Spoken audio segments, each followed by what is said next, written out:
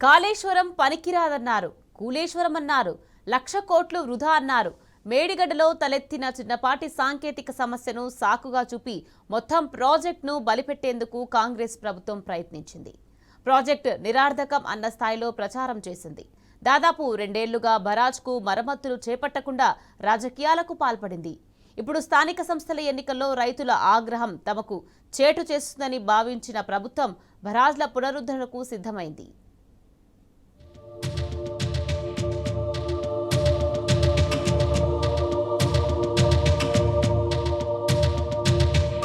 Kaleshwaram project ఒక్కటే తెలంగాణ వరప్రదాయని.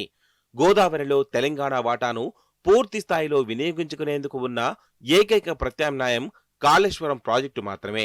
ఈ విషయాన్ని ఎట్టకేలకు కాంగ్రెస్ సర్కారు అంగీకరించింది. ఇంతకాలం కాళేశ్వరం ప్రాజెక్టులో భాగమైన మేడిగడ్డ, ఇతర బరాజులపై అడ్డగోలుగా అసత్య ఆరోపణలు దిగిన ప్రభుత్వం తాజాగా బరాజుల పునరుద్ధరణకు పూనుకుంది.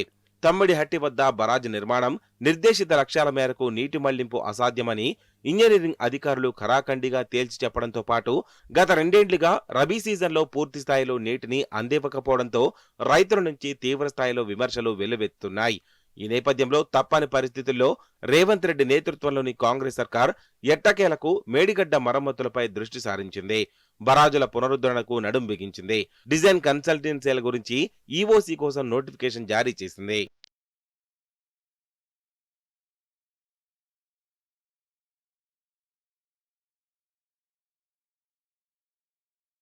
తెలంగాణకు గోదావరిలో 968 టీఎంసీల వాటా ఉంది. అందులో రాష్ట్ర ఏర్పాటు నాటికి నికరంగా 200 టీఎంసీలను కూడా వినియోగించుకోలేని పరిస్థితి. ఈ నేపథ్యంలో గోదావరిలో రాష్ట్ర వాటాను పూర్తి స్థాయిలో వినియోగించుకునేందుకు ఏకైక పరిష్కార మార్గం ప్రాణహిత జలాలు మాత్రమే. అయితే తమ్మిడిహట్టి వద్ద 152 మీటర్ల ఎఫ్ఆర్ఎల్తో బరాజు నిర్మాణానికి మహారాష్ట్ర ఒప్పుకోకపోవడం, మరోవైపు ఎగువన మహారాష్ట్ర వినియోగం తర్వాత ప్రతిపాదిత 160 టీఎంసీల జలాలు అందుబాటులో లేని దుస్థితి నెలకొంది. ఈ విషయాన్ని సిడబ్ల్యూసీనే వెల్లడించింది. చివరికి మహారాష్ట్ర కేవలం 148 ఎఫ్ఆర్ఎల్తో బరాజును నిర్మించేందుకు అంగీకరించింది. ఇక ఆ స్థాయిలో బరాజును నిర్మిస్తే తమ్మిడిహట్టి వద్ద గరిష్టంగా 44 టీఎంసీలను మాత్రమే మళ్లించుకునే అవకాశముంది.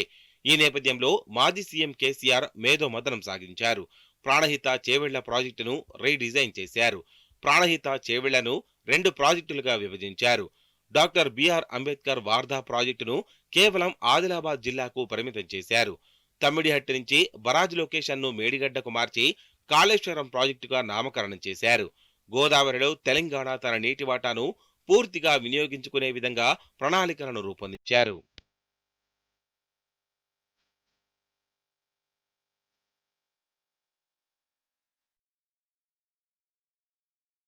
కాళేశ్వరం ప్రాజెక్టు అందుబాటులోకి వచ్చిన నాటి నుంచి తెలంగాణలో పంటల విస్తీర్ణం క్రమంగా పెరుగుతూ వచ్చింది. ఎస్ఆర్ఎస్పీ మొదటి ఆయకట్టు పూర్తి భరోసా దక్కడమే కాదు, సూర్యాపేట, తుంగతుర్తి నియోజకవర్గాల్లో ఎస్ఆర్ఎస్పీ ప్రాజెక్టు ఫేజ్ 2 ఆయకట్టుకు సైతం సాగునీరు అందడం ప్రారంభమైంది. బీఆర్ఎస్ సర్కార్ అమలు చేసిన ఇతర అభివృద్ధి ప్రణాళికలను ఫలితంగా సాగు విస్తీర్ణం పెరిగింది. కాంగ్రెస్ మాత్రం దీన్ని అంగీకరించేందుకు ససేమీ రాంది. కాళేశ్వరం ప్రాజెక్టును కాంగ్రెస్ నిలిపివేసిన నాటి నుంచి ఉమ్మడి ఏపీలోని పరిస్థితులు పునరావృతమవుతూ వస్తున్నాయి.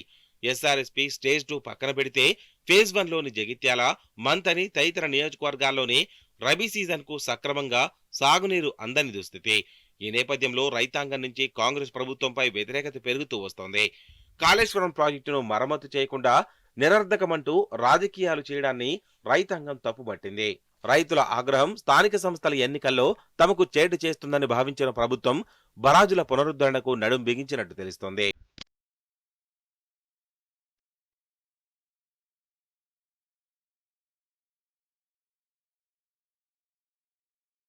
కాళేశ్వరం ప్రాజెక్టులో భాగమైన మేడిగడ్డ, అన్నారం, సుందిళ్ల బరాజుల పునరుద్ధరణ పనులకు సంబంధించి డిజైన్లను సమకూర్చేందుకు అనుభవం ఉన్న ఏజెన్సీల నుంచి దరఖాస్తుల స్వీకరణకు ప్రభుత్వం ప్రారంభించింది.